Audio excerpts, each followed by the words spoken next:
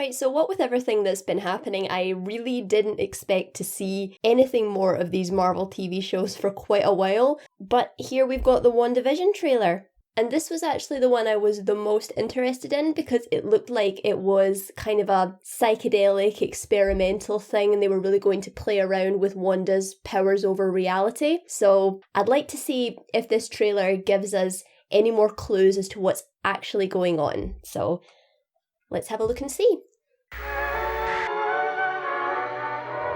Heavenly shades of night are falling.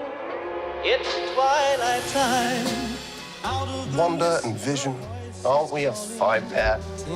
This is our home now. I want us to fit in.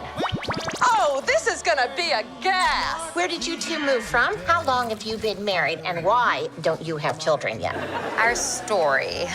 I think what my wife means to say is that we moved from... Moved from where? Married when? Damn it, why? Oh, Arthur, stop it. Stop it. Stop it. Stop it. Is this really happening? Like days of old, lighting the spark of love that fills me. Am I dead? No. Why would you think that? Because you are. Each day I pray for evening just to be. We are an unusual couple, you know. Oh, I don't think that was ever in question.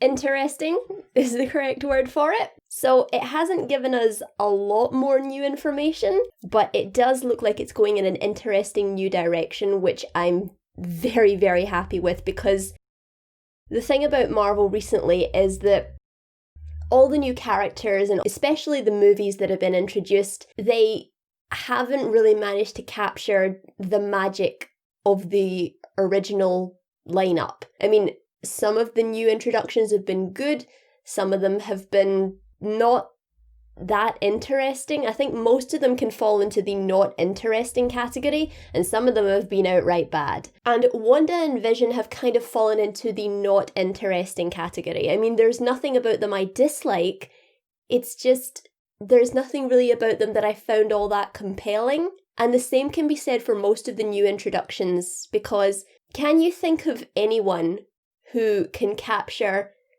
the magic of the Captain America or the Iron Man that was introduced? I mean, that was all so new and exciting when it first came around. The casting choices were pitch perfect. The storylines, even if they weren't perfect, really told the audience, we are giving you something both familiar and new.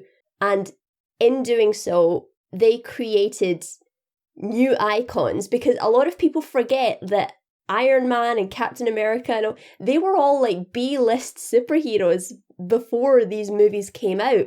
Now they're household names that can stand up alongside Batman and Superman. Can you think of anyone in the new lineup who can measure up?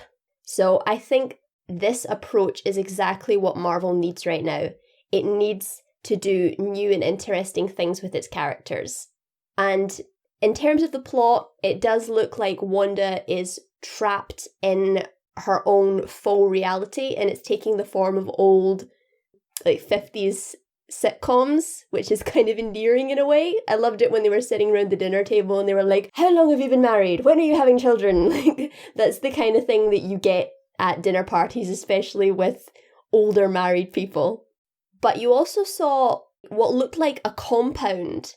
So maybe someone has trapped Wanda and put her into this state of mind. I was kind of hoping that it would have been her own trauma that put her there, and this would be her working her way through it. Again, because in the movies we were saying goodbye to all the characters that we had come to love, the new characters kind of played a supporting role nearer the end, so Wanda's trauma over losing Vision wasn't given that much weight. So I was kind of hoping that it would have been her own mind that had trapped her there. But in a superhero show, you gotta have a villain. So maybe she's been trapped there by an evil bad guy or something, which I think is a little bit disappointing. I thought this would be one where there was no bad guy. It was just someone dealing with their own trauma. But either way, it does look interesting and I am looking forward to seeing it. So what about you? Do you like the trailer?